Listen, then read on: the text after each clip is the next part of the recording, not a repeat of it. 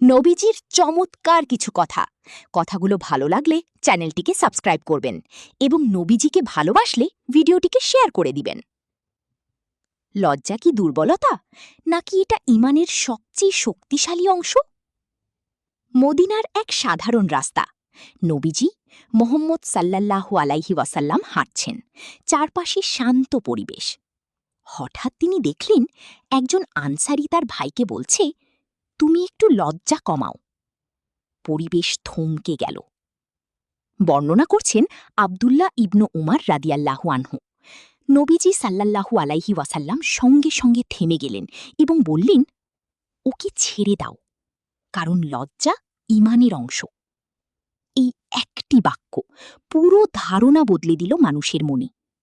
লজ্জা মানে দুর্বলতা নয়, বরং এটা একজন মুমিনের সৌন্দর্য, চরিত্র এবং ঈমানের শক্তি।